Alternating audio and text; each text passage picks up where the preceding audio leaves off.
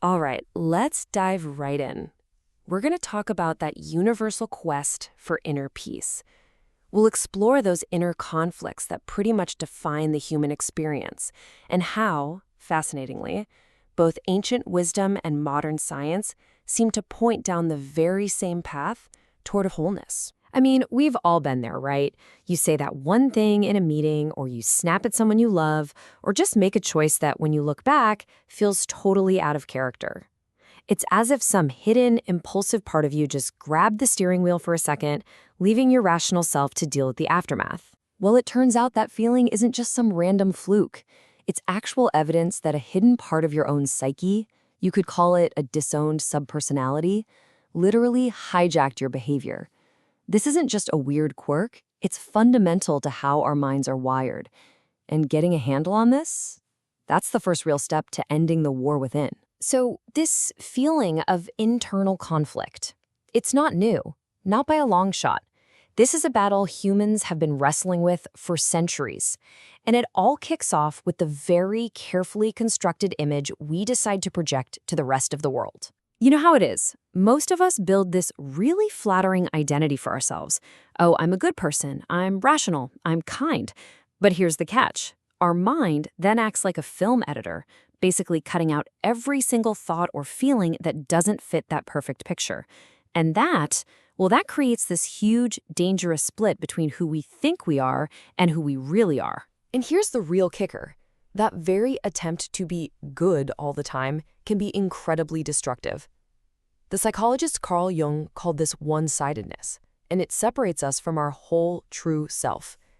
When we deny parts of our own reality, they don't just go away. We often end up inflicting them on other people, a lot of the time without even having a clue that we're doing it. Now, fast forward to today, and modern cognitive science gives us this absolutely brilliant map of this internal battlefield. Nobel laureate Daniel Kahneman says our mind basically has two systems. There's system one. It's fast, automatic, intuitive. It runs on gut feelings. Then you've got system two, our slow, deliberate, logical mind. So, take a guess. Which one is usually running the show? Right. So even when we think we're being completely rational, our system two is, and this is Kahneman's word, lazy. It just prefers the quick, easy story from system one over doing the hard work of actual analysis. That's exactly why a vivid story will almost always beat a page of statistics. Our automatic, story-driven mind, it almost always wins. So if we're all kind of prone to this inner split, how do we stop the war? Well, here's the twist. The answer isn't to fight the darkness harder. It's to stop, turn around, and actually face it. In Jungian psychology, this whole collection of our hidden parts has a name, the shadow. It's everything we've shoved away to maintain that good person identity. But, and this is so important, it's not just our flaws in there. It's also our repressed strengths, our hidden talents, and our untapped potential. And this is the crucial point right here. The shadow is not evil. It's not the bad guy. It only becomes hostile when we ignore it, when we deny it. It forces its way out in those "why did I do that" moments. But when we learn to acknowledge it, the shadow can actually become a powerful ally. This whole process is often called shadow work, and it's not a battle, it's a journey, and it follows a pretty clear path. First, you have to find a state of calm, clear neutrality, a centered place.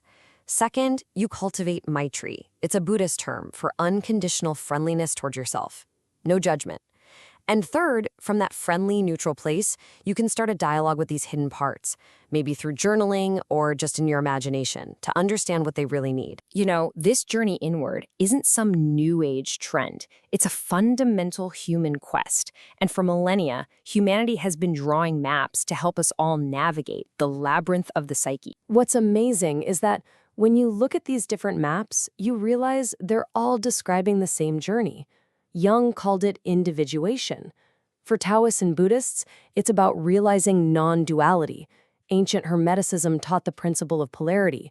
Even more modern systems like Thelema talk about finding one's true will. They're all just different maps pointing to the exact same treasure. And this quest is ancient. I mean, this wisdom shows up in the Hermetic texts of ancient Egypt and in the Tao Te Ching in China. Then it got re-articulated in the 20th century through both esoteric traditions like the Lemma and the scientific framework of Jung's psychology. The point is, for thousands of years, integrating our inner world has been a core pillar of human wisdom. So all of these maps, they point toward one core secret, a truth that completely changes how we see that war going on inside. And here it is. The stunning secret that all these paths reveal is this. The goal is not for your good side to defeat your dark side. The true goal is integration. It's about harmonizing these opposites into a single, unified whole. The ancient Hermetic text, the Kybalion, explains this perfectly with its principle of polarity. It teaches that opposites, like, say, love and hate, they aren't actually separate things. They're just two ends of the same spectrum. They only differ by degree, just like hot and cold are both just temperature. And that means you can actually learn to transmute one into the other. We see this exact tension encoded in our oldest, most powerful myths. It's the chaos camp, the struggle against chaos. You have a hero of order, like Thor or Ra, battling a beast of chaos, like the world serpent. These aren't just cool stories. They're powerful symbols for that psychic tension that exists inside all of us. Now, this is where things get really wild. This ancient mystical idea of unifying opposites, it finds a startling, almost unbelievable echo in modern physics. You've got Eastern mystics who say that in enlightenment, you realize space and time are interpenetrating. Now, compare that to modern physics, which describes particles as dynamic patterns in a unified space-time continuum. Patterns that have, you guessed it, both a space aspect and a time aspect. It's almost the same language. Physicist Fritjof Capra points this out with the beautiful metaphor of Indra's net. It's this idea of a cosmic net where every single jewel reflects all the others.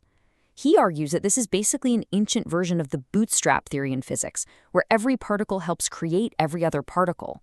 It's this incredible vision of a deeply, deeply unified reality. Okay, so after this deep dive into the self, what's the point?